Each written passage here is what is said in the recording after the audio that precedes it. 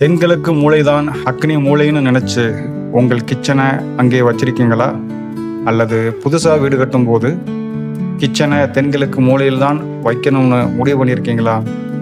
அப்படின்னா ஒரே இடத்துல கிச்சன் இருந்தாலும் ஒரு வீட்டில் அது சவுத் ஈஸ்ட் ஜோன்லையும் இன்னொரு வீட்டில் அது ஈஸ்ட் சவுத் ஈஸ்ட் ஜோன்லையும் இருக்கலாம். எப்படி?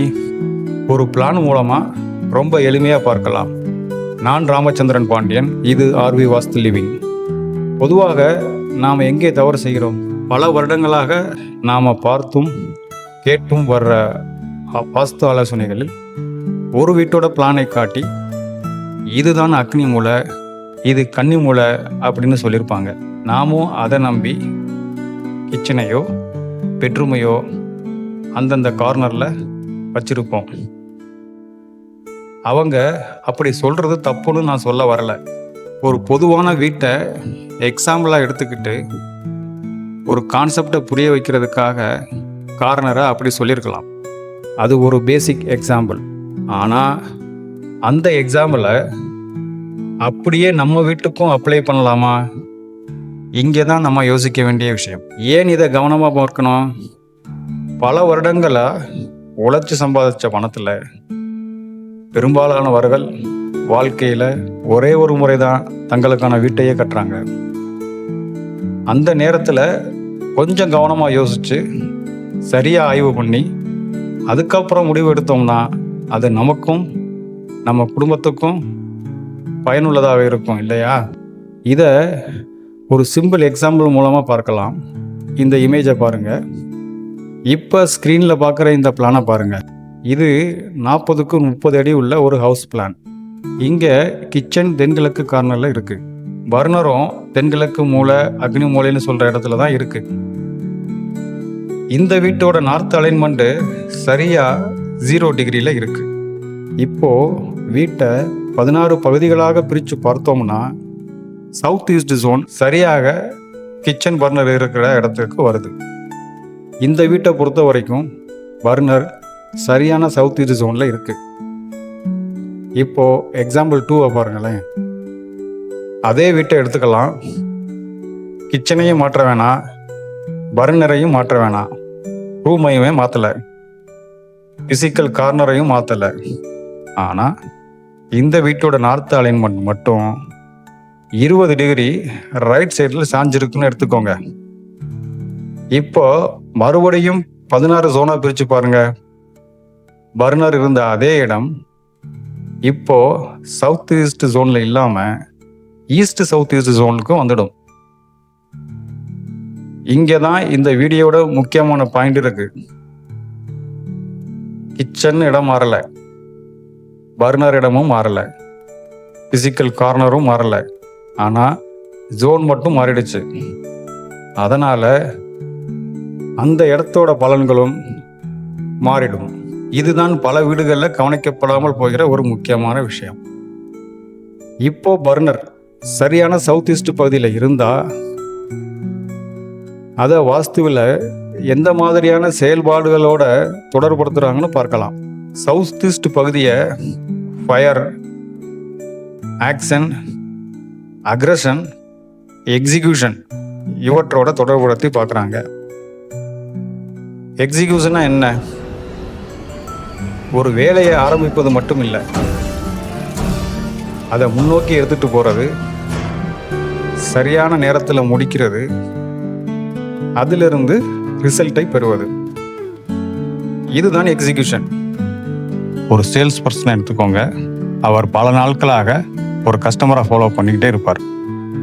ஃபோன் பண்ணுவார், மெசேஜ் அனுப்புவார், மீட்டிங் போவார், ப்ரொடக்ஷனை எக்ஸ்பிளைன் பண்ணுவார், ப்ரைஸ் பேசுவார், எல்லாம் பண்ணுவார். ஆனால் இதையெல்லாம் பண்ணியது மட்டும் ரிசல்ட் கிடையாது. கடைசியில் அந்த ஆர்டர் அவருடைய கைக்கு வரணும். அப்போ தான் அவருடைய முயற்சி பலனாக மாறுது. அதே மாதிரி ஒருத்தர் இன்டர்வியூக்கு போகிறாரு, நல்லா ப்ரிப்பேர் பண்ணியிருப்பார், இன்டர்வியூவில் நல்லா ஆன்சர் பண்ணியிருப்பார். ஆனால் இன்டர்வியூ அட்டன் பண்ணியது மட்டும் ரிசல்ட் கிடையாது. கடைசியில் அவருக்கு ஜாப் ஆஃபர் வரணும். அப்போ தான் அந்த முயற்சி கம்ப்ளீஷனுக்கு வருது. ஒரு பிஸ்னஸ் டீலை எடுத்துக்கோங்க.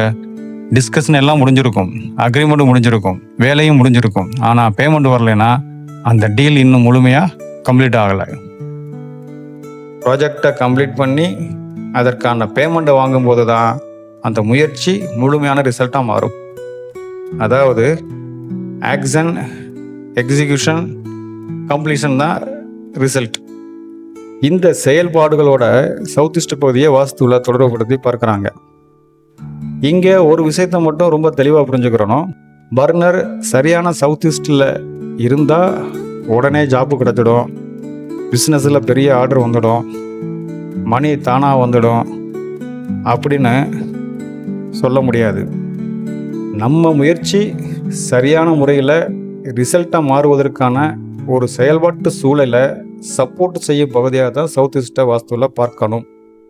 அதாவது நம்மளுடைய முயற்சி திருவினை ஆக்கும் அப்படிங்கிற ஒரு சொல்லுக்கு சவுத் ஈஸ்ட் பகுதி சரியான சமநிலையில் இருக்கணும். சவுத் ஈஸ்ட் பகுதி பலவீனமாக இருந்தால் ஒரு சேல்ஸ் டீலு கிட்டத்தட்ட முடிஞ்சது மாதிரி இருக்கும். கஸ்டமரும் பாசிட்டிவாக பேசுவார், ஆனால் கடைசி நேரத்தில் ஆர்டரு வேற ஒருத்தருக்கு போயிடும்.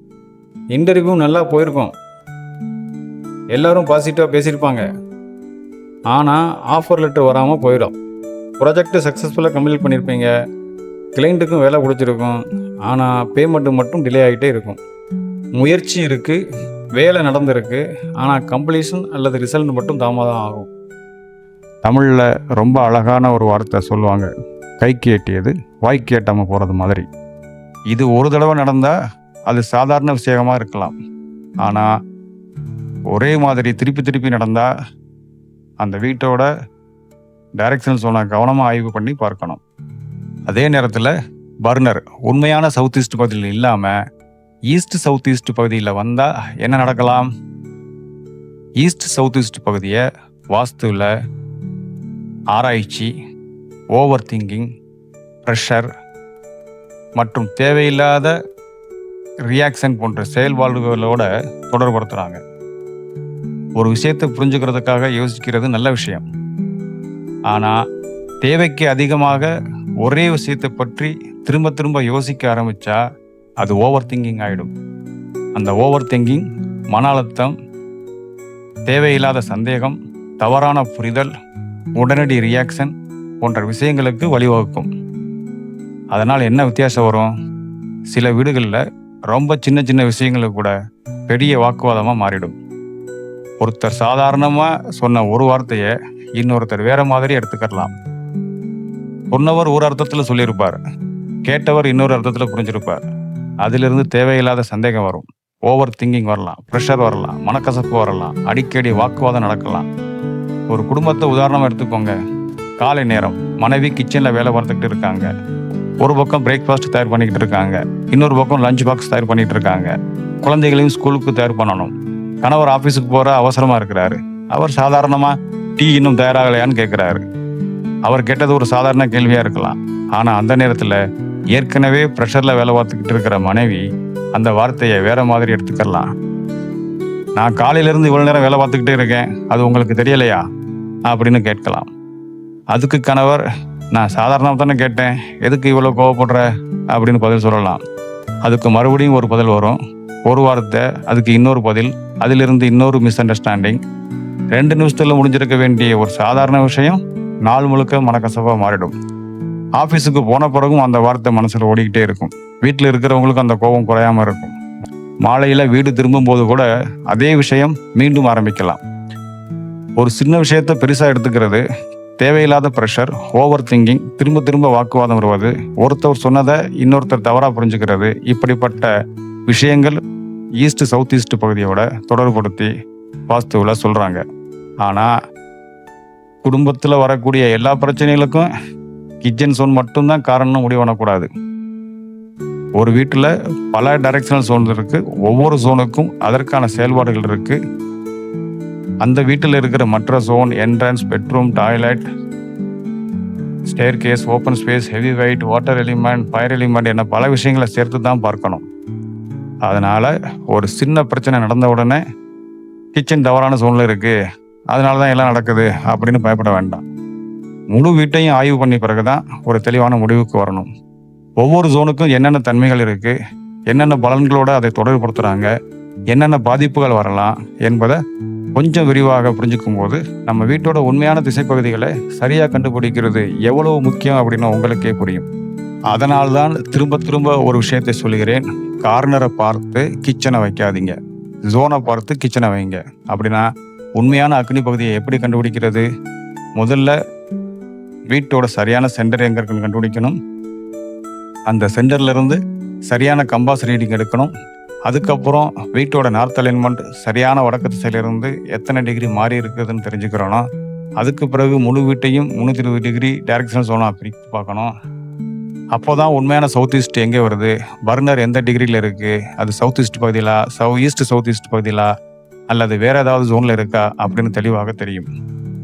இங்கே இன்னொரு முக்கியமான விஷயமும் இருக்குது. பிளானை மட்டும் பார்த்து டைரக்ஷனை முடிவு பண்ணக்கூடாது. சைட்டில் நேரடியாக கம்பாஸ் ரீடிங் எடுக்கணும். ஏன்னா பேப்பரில் வரையப்பட்ட நார்த் டைரக்ஷனுக்கும் அந்த வீட்டோட உண்மையான நார்த் அலைன்மெண்ட்டுக்கும் சில நேரங்கள் வித்தியாசம் இருக்கலாம். ஒரு இன்ஜினியர் பிளானில் நார்த் ஏரோ போட்டிருக்கலாம், ஆனால் சைட்டில் கட்டப்பட்ட வீடு அதிலிருந்து கொஞ்சம் மாறி இருக்கலாம். அதனால் டிராயிங்கை மட்டும் நம்பாமல் கிரவுண்ட் ரியாலிட்டியையும் சரிபார்க்கணும். யாரோ ஒருவர் சொன்ன பொதுவான எக்ஸாம்பிளை அப்படியே நம்ம வீட்டில் அப்ளை பண்ணிட்டா அதனால் ஏற்படக்கூடிய லாஸு நமக்கு தான். நம்ம வீட்டை பற்றிய முடிவை எடுக்கும்போது நாம் கொஞ்சம் விழிப்புணர்வோடு இருக்கணும். இதே மாதிரி நடந்த ஒரு உண்மை சம்பவத்தை நான் இன்னொரு வீடியோவில் விரிவாக விளக்கியிருக்கிறேன். இன்றைக்கி நான் சொல்கிற இந்த ஒரு வரியை வேணும்னா எழுதி வச்சுக்கோங்க. இன்னும் 2-3 வருடங்களில் கார்னரை மட்டும் பார்த்து வாஸ்து சொல்கிறத விட compass reading, north alignment, degree measurement, directional zone analysed இதை பார்த்து தான் நிறைய பேர் வாஸ்து ஆலோசனை சொல்ல ஆரம்பிப்பாங்க. ஏன்னா வாஸ்து என்பது ஒரு கார்னருக்கு பெயர் வைப்பது மட்டும் கிடையாது. அந்த வீட்டோட உண்மையான டைரக்ஷனல் எனர்ஜி எப்படி அமைஞ்சிருக்கு என்பதை சரியாக புரிஞ்சுக்கிறது தான் முக்கியம். இந்த மாதிரி பயமுறுத்தாத நடைமுறைக்கு உதவக்கூடிய வாஸ்து தகவல்களை தொடர்ந்து தெரிஞ்சுக்கோங்க. ஆர்வி வாஸ்து லிவிங் சேனலை சப்ஸ்கிரைப் பண்ணிக்கோங்க.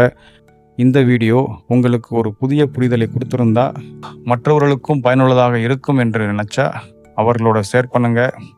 உங்கள் வீட்டோட கிச்சன் எந்த கார்னரில் இருக்குது என்பதையும், கம்பாஸ் ரீடிங் எடுத்திருக்கீங்களா என்பதையும் கமெண்ட்டில் சொல்லுங்கள்.